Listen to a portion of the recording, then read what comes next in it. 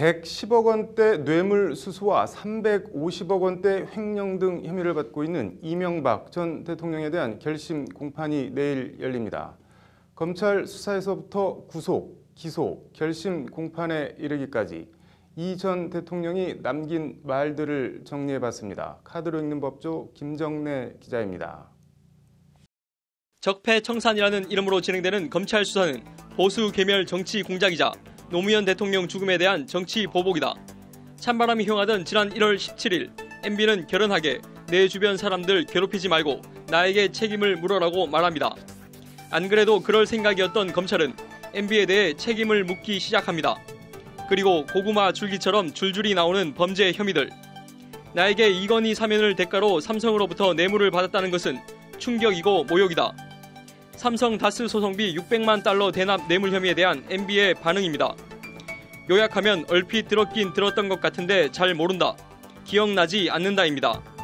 국정원 특수활동비 수수 뇌물 혐의에 대해서도 MB는 보고받거나 지시한 일 결탄코 없다고 부인합니다. 다스 실소유주 논란과 350억 원 횡령 혐의에 대해서도 내 상식으로 도저히 이해할 수 없는 게 다스라며 전면 부인합니다. 그러면서 큰형 이상은 회장을 무서운 사람으로 지칭하며 다스 실소유주 논란을 일축합니다. 도곡동 땅 실소유주 의혹, 부동산 실명법 위반 혐의에 대해서도 어디 살 게 없어서 현대 담벼락과 붙은 땅을 사냐는 원색적인 표현으로 부인합니다. 영포 빌딩 다스 비밀창고에서 무더기로 발견된 청와대 문건에 대해서도 착오라며 간단히 부인합니다. 청와대에서 나오면서 해당 문건들이 대통령 개인 짐으로 잘못 분류됐다는 건데 개인 짐이 왜 집으로 안 가고 아무 관련 없다던 다스 비밀 창고로 갔는지에 대한 설명은 없었습니다. 그 밖에 이팔성, 대보그룹 뇌물 등 제기된 이런저런 혐의들에 대해 MB는 모른다, 아니다며 부인으로 일관합니다. MB의 부인에도 불구하고 다스는 MB 거다, 뇌물 받았다, MB가 한 거다는 측근들의 진술이 쏟아집니다. 불리한 진술에 대처하는 MB의 자세, 어떤 이유로 사실과 다르게 말했는지 알 수 없지만 나름대로 피치 못할 사정이 있었을 것이다. 그들을 법정에 불러 추궁하고 다투는 모습을 보이는 건 나 자신에게 견디기 힘든 참담한 일이다. 결론은 내가 맞고 그들이 틀리지만 법정에 불러서 진위를 다투진 않겠다입니다. 의연하고 초연하기까지 합니다. 그리고 최강 멘탈 MB가 남긴 주옥같은 어록. 이제 가야지. 왜 이렇게 약하나 강해야 한다. 3월 23일 구속영장 발부 소식을 듣고 우는 외아들 이시영 씨를 향해 MB가 남긴 말입니다.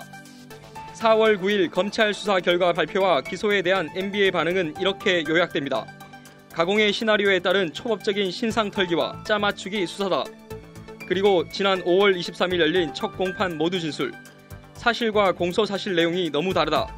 그렇지 않다는 것을 검찰도 속으로 인정할 것이라며 검찰을 자기 반성에 빠뜨리는 멘탈을 보여줍니다.